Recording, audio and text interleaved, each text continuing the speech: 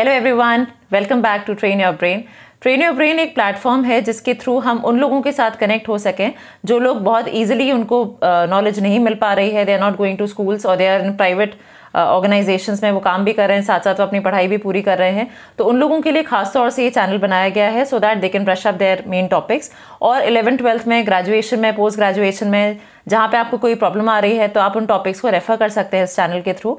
And also you can mention the topics. अगर आपको कुछ टॉपिक्स में क्लैरिटी नहीं है जो कि आपके सब्जेक्ट्स में आ रहे हैं, चाहे वो एंटरप्रेन्योर हो, मार्केटिंग हो या कोई और सब्जेक्ट हो जो कि कॉमर्स फील्ड में, मैनेजमेंट फील्ड में आता है, you can definitely mention it and I will try my best कि मैं आपको उस चीज़ से रिलेटेड डिटेल में इन्फॉर्मेशन प्रोवाइड करूँ। आज हम बात करने वाले हैं कुछ इंपॉर्टेंट MCQ क्वेश्चंस के बारे में और कुछ वीडियोस में ऐसे भी बनाऊंगी बिकॉज मेरे पास थोड़ी रिक्वेस्ट आई थी विद रिस्पेक्ट टू दिस कि हम कुछ MCQ पैटर्न जो क्वेश्चंस होते हैं बोर्ड के पर्सपेक्टिव से उनको थोड़ा सा डिस्कस करें। तो हम 3 पार्ट में उसे डिस्कस करेंगे। सबसे पहले मैं आपको क्वेश्चन बताऊंगी क्या है, फिर हम क्वेश्चन के एनालिसिस करेंगे and then we'll also see the topic. जो टॉपिक उसको रिलेट करता है, NCERT बुक्स को आप रेफर कर सकते हैं बोर्ड पर्सपेक्टिव के हिसाब से और उनको हम डिटेल में टॉपिक को समझेंगे। So let's begin. Thank you. तो पहला क्वेश्चन जो मैंने लिया है आज, ये इस बुक का क्वेश्चन नंबर 33 है। The CEO of Radha cycles private limited mister Kumar wants to get maximum output from the employees at a competitive cost. On the other hand, Ramakant, an employee of the company, wants to get maximum salary while working the least. The principle of management given by FIOL being violated by Ramakant is: A is remuneration, B is equity, C is discipline, and D is subordination of individual interest to general interest. तो चलिए थोड़ा सा question को देख लेते हैं। Question हमें description यहाँ पे है। CEO हैं जो कंपनी के मिस्टर कुमार, वो कहते हैं कि मैक्सिमम आउटपुट हो एट अ कॉम्पिटिटिव कॉस्ट, मतलब बहुत ज़्यादा सैलरी जो है मुझे नहीं देनी पड़े, एक सही अमाउंट ऑफ सैलरी मैं वहाँ पे दे सकूँ। जबकि रमाकांत जो यहाँ पे एम्प्लॉय है, उनका फोकस क्या है कि वो मैक्सिमम आउटपुट तो करें बट वो काम बिल्कुल मिनिमम करना चाहते हैं। उनका एफर्ट बिल्कुल भी ऐसा ना हो जहाँ पे उन्हें मेहनत ज़्यादा करनी पड़े, तो वो कम मेहनत के हिसाब से ज़्यादा अपना आउटपुट देना चाहते हैं। तो यहाँ पे हमें 4 ऑप्शन दिए गए हैं: रेम्युनरेशन, इक्विटी, डिसिप्लिन और subordination of individual to general. Remuneration principle ये कहती है FIOL की, हेनरी FIOL ने इस प्रिंसिपल को दिया था। उनका कहना ये था कि जो भी पैसा आप अपने एम्प्लॉइज़ को दें वो फेयर, जस्ट, इक्विटेबल, रीजनेबल हो। तो पैसा तो यहाँ पे वो फेयर, जस्ट, इक्विटेबल, रीजनेबल देना चाहते हैं, कंपनी देना चाहती है। बट आगे हमारे पास क्वेश्चन में रमाकांत जी के बारे में भी थोड़ा मेंशन है, इसलिए करेक्ट आंसर ये नहीं हो सकता। सेकेंड आता है इक्विटी, कि यहाँ पे आप एम्प्लॉइज़ के बीच में डिस्क्रिमिनेशन नहीं करेंगे। तो आप क्वेश्चन में ध्यान दीजिए, हमें 2 लोगों के बारे में ही बताया गया है, जो कंपनी के CEO है और जो यहाँ पे काम करते हैं। तो यहाँ पे कोई डिस्क्रिमिनेशन की सच प्रॉब्लम नहीं है। डिसिप्लिन इज, जो भी रूल्स एंड रेगुलेशंस हैं कंपनी के, उनको आपको पूरी तरह से फॉलो करना है, उससे रिलेटेड भी यहाँ पे कोई प्रॉब्लम नहीं आ रही। और लास्ट आता है subordination of individual to general interest. इस प्रिंसिपल का मतलब ये होता है कि आपको अपने इंटरेस्ट को, आपको अपना जो आपकी इच्छाएं हैं, जो आपके अपने ऑब्जेक्टिव हैं, उनको आपको सेकेंडरी रखना है और ऑर्गेनाइजेशन के ऑब्जेक्टिव पे आपको फोकस करना है।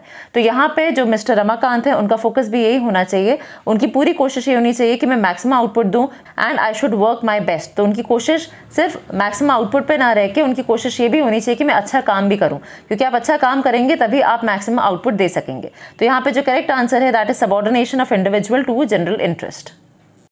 चलिए हम बुक को भी देख लेते हैं। सेम पॉइंट यहाँ पे हम देख रहे हैं, subordination of individual interest to general interest, जो हमारा 4th पॉइंट था। हमने अभी जो ऑप्शंस देखे थे तो उसको ही हम देख रहे हैं, बुक से जज कर रहे हैं। और मैं हमेशा यही कहती हूँ कि जब भी आप किसी चीज़ की तैयारी कर रहे हैं तो आपको उससे रिलेटेड जो बुक मेंशन्ड है उसको ज़रूर अच्छी तरह से करें। तो यहाँ पे हम बोर्ड की बात कर रहे हैं, CBSE के बोर्ड के लिए NCERT की बुक सबसे ज़्यादा प्रेफर करी जाती हैं। और आप देखिए इसमें सेम पॉइंट यहाँ पे डिस्क्राइब्ड है जो अभी हमने क्वेश्चन में बात करी थी कि जो CEO है कंपनी का, वो चाहता है मैक्सिमम आउटपुट हो from the employees at a competitive cost. और हमने उसमें क्वेश्चन में आगे देखा था, उसमें लिखा था कि मिस्टर रमाकांत जो हैं वो क्या चाह रहे हैं कि वो मैक्सिमम सैलरी मिले और उन्हें काम कम से कम करना पड़े। वो चाहते हैं कि आउटपुट अच्छा हो, सैलरी अच्छी हो, बट उन्हें काम कम करना पड़े। तो आप देखिए सेम ही क्वेश्चन हमें यहाँ पे कोट करा गया है। तो जिनके पास NCERT की बुक्स यहाँ पे उसे देख सकते हैं। तो यहाँ पे हम कह सकते हैं कि this is exactly the same answer. तो यहाँ पे सेम चीज़ यहाँ पे कोटेड भी है, तो आप इस चीज़ को रेफर कर सकते हैं। आप एक और क्वेश्चन देखते हैं, क्वेश्चन नंबर 60 ये मैंने चॉइस आउट किया है। Mahesh is the owner of a shoe company, the company was doing good and the size of the company has increased in 2 years span of time. तो जब भी आप कोई MCQ क्वेश्चन सॉल्व करते हैं, आपके पास क्वेश्चन पेपर आता है, तो आप उस चीज़ को समझते हुए उसकी जो कीवर्ड्स हैं उसको इधर अंडरलाइन कर लें या वैसे अपने दिमाग में उस चीज़ को रखें। The company has established a goodwill in the market, तो कंपनी की एक अच्छी स्टैंडिंग भी हो चुकी है मार्केट में, एंड अर्निंग गुड प्रॉफिट्स, तो प्रॉफिट्स भी कमा लिए हैं, 2 साल हो गए इस कंपनी को काम करते हुए, एक अच्छी गुडविल उनकी मार्केट में है। However he takes all the important decision decisions on his own. तो हम कह रहे हैं मिस्टर महेश जो हैं वो सारे डिसीजन खुद से लेते हैं। The concentration of decision making authority lies upon him even though the size of the organisation has increased yet he never considers the ideas and suggestions of his employees. तो यहाँ पे हमें ऑर्गेनाइजेशन की एक बात बताई गई है कि यहाँ पे जितने भी डिसीजंस हैं वो सारे डिसीजन मिस्टर महेश जो है वो खुद से लेते हैं, और वो किसी भी डिसीजन में, जबकि उनका ऑर्गेनाइजेशन अब और बढ़ गया है, उन्होंने कोई भी सजेशन या आइडियाज अपने एम्प्लॉयज से नहीं लिए हैं। He does not give any decision making authority to his employees. तो उन्होंने अपनी डिसीजन मेकिंग अथॉरिटी भी अपने एम्प्लॉयज़ को नहीं दी है। दैट मीन्स कि सारे काम ऑर्गेनाइजेशन के जो हैं वो सारे ही डिसीजंस वो खुद से लेते हैं। तो अगेन हमारे पास प्रिंसिपल पूछी गई है, फ्योल की, हेनरी फ्योल की प्रिंसिपल हैं यहाँ पे, ये 4 आपको दी गई हैं। इन 4 को अगेन मैं आपको शॉर्ट में समझाऊंगी और फिर हम क्वेश्चन को बुक में भी रेफर करेंगे। सबसे पहले दी है centralisation and decentralisation, remuneration of employees, unity of direction and unity of command. तो अब मैंने क्वेश्चन को थोड़ा सा डिस्क्रिप्टिव फॉर्म में बता दिया है so that we can understand it well.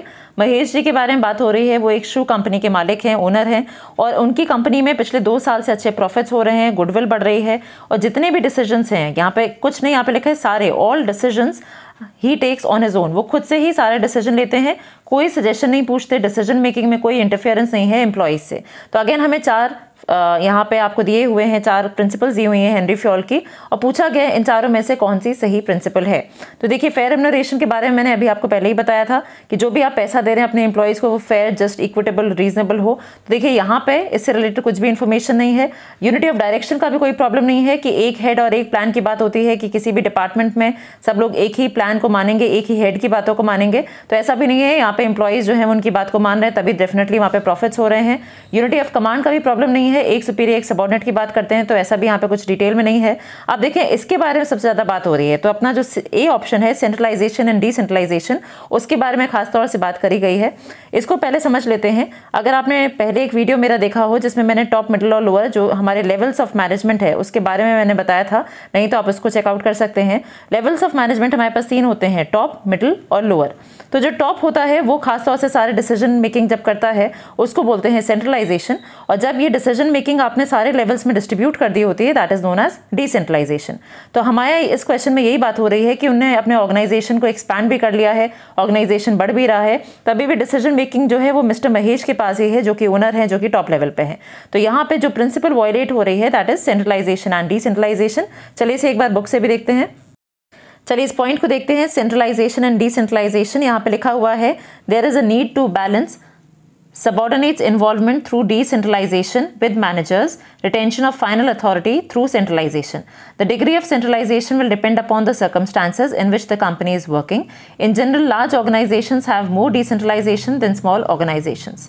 तो यहाँ पे खास तौर से ये नहीं बताया गया है, जैसा हमारे क्वेश्चन में सेम लाइन तो नहीं कोटेड है, बट एक जनरल हमें बताया गया है कि अगर ऑर्गेनाइजेशन बढ़ रहा है तो हमें इसे डिसेंट्रलाइजेशन करना चाहिए, और अगर हम कुछ ही लोग वहाँ पे जो टॉप लेवल पे हैं वही डिसीजन ले रहे हैं तो वो सेंट्रलाइजेशन है।